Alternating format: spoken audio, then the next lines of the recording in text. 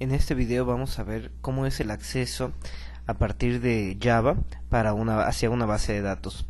Aquí tenemos en este proyecto dos archivos, control.db, que va a ser la clase que va a tener el acceso a la base de datos, y prydb1. En esta clase su único objetivo es invocar los métodos necesarios de la otra clase, de la primera, control.db, y probar su ejecución. Entonces esta clase prydb1 debería de ser una clase boundary y la otra una clase de control.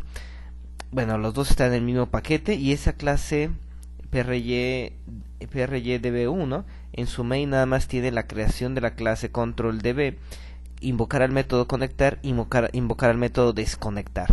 Desde ahí advierto un problema, es que no hay una retroalimentación de los métodos conectar y desconectar, que en los siguientes partes de este tutorial se irá completando paso por paso. En esta clase de control.db lo primero que se ve es que se importa a los drivers de SQL para manejar la base de datos. ¿Cómo se colocan estos drivers además de este import? En NetBeans, en la parte de la izquierda, en Libraries, se tiene que agregar la librería MySQL JDBC Driver, en este caso que es para MySQL. Si fuera para SQL Server, lo mismo, habría un driver especializado para Oracle, etcétera, para cada gestor de base de datos. Entonces se hace la importación y después se genera una propiedad privada, connection de la clase connection, el objeto con, y se iguala a null. Quiere decir que solamente es una referencia, no está creado el objeto.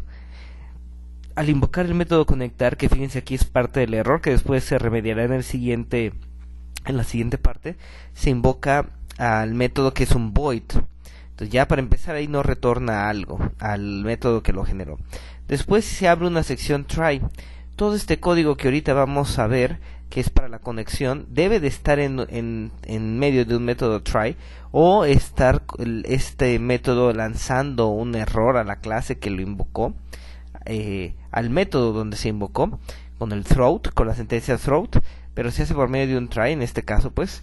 Pero son obligatorios el throw o el try, porque por compilador el NetBeans te rechaza este código como erróneo, aunque no tenga nada de erróneo, te lo rechaza porque, como es crucial para una base de datos, la conexión a una base de datos, detectar algún problema, te obliga a tener un bloque try catch para poder cachar ese problema. Bueno, es algo que no estoy de acuerdo, pero se encuentra ahí.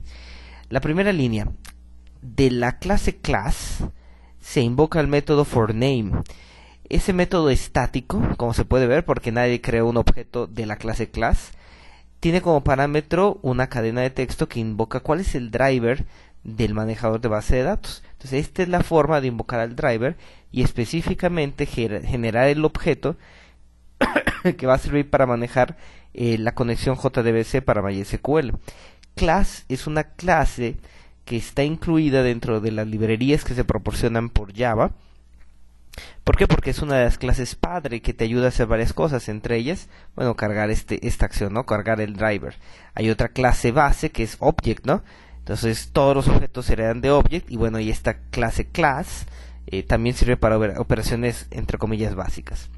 Después es necesario, ahora sí, generar una conexión, pero para generar una conexión en muchos de los lenguajes que, por no decir todos, que se conecta a una base de datos, se genera una cadena de conexión. Esta cadena de conexión tiene las partes que se colocan aquí arriba, como el comentario, y aquí las platicaremos. Bueno, aquí viene el nombre del driver, del nombre del servidor, del gestor de base de datos, que es parte del driver que se va a usar, MySQL. Si fuera SQL Server diría MSSQL Server, o si fuera DB2, algo así diría. Después viene la máquina a la cual se va a conectar, en este caso localhost. Aquí lo pueden cambiar por una IP determinada y se conectaría a ella. Si estuviera abierto el puerto de escucha para MySQL. Después está el nombre de la base de datos. Después vienen parámetros. Fíjense que toma las características de una conexión tipo GET para una página web. Después es el parámetro user y después el nombre del usuario. Un ampersand, lo mismo para un envío de parámetros por el método get de web. sería el ampersand y después el nombre del siguiente parámetro, password, igual, y aquí viene la cadena hola. Esto es, acuérdense, para conexiones que están pues sin encriptar. Después se vería en tal caso con la encriptación. Después aquí, sin verificar si se conectó o no se conectó, simplemente se puede imprimir ya a consola el mensaje conectado. Entonces, primer error, que esté aquí en esta clase de control, como se hizo de acceso a base de datos, pues un mensaje a consola. Este debería estar en la clase anterior, en PRY DB1, que sería nuestra clase boundary. Pero bueno, en esta parte del tutorial está. ¿Por qué se puede hacer directamente el mensaje de impresión de conectado? Porque este get connection ya genera una conexión.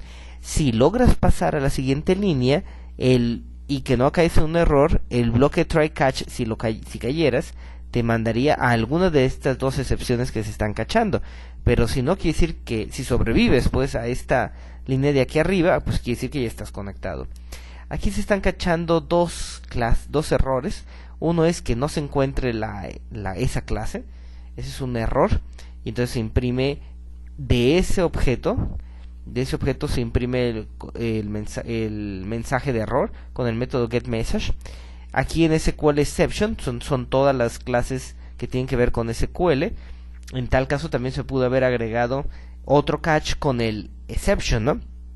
Y sucede cualquier error genérico, pues ya que caiga. Entonces este es un error muy específico, class not found, que ese sería para la línea de arriba de class for name, por ejemplo, que aquí en MySQL me equivoqué por algo y entonces escribí otro nombre y entonces no encuentro un objeto de esa clase. Y este SQL exception, pues por ejemplo no hubo una conexión al servidor, me rechazó, hay un proxy, algo por el estilo. Y se imprime también el mensaje. Fíjense cómo los nombres son diferentes, pero pudieran ser los mismos, ¿sí? Después el siguiente método, void desconectar, también por ahí un error con el void, pero después se corregirá y se verifica. Fíjense con una lógica negativa. Se pregunta por algo negativo para buscar algo en específico. Entonces, algo positivo, digámoslo así, también está dentro del bloque try catch, de un bloque try catch. Si el objeto conexión es diferente de nulo, ¿se acuerdan que al principio era nulo? Entonces quiere decir que si es diferente de nulo, ya hay una conexión. Entonces se cierra primero esa conexión y después, si como fue diferente de nulo, pues entonces ya se pone una asignación hacia null.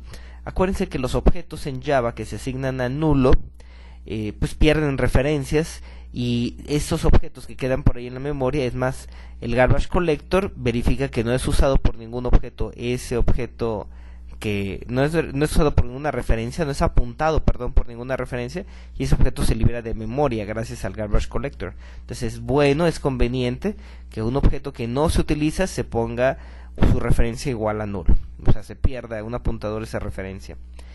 Y se imprime el mensaje desconectado. Entonces aquí abajo se ve los resultados, conectado y desconectado. Entonces ya probamos que se conectaba y probamos que se hacía la desconexión.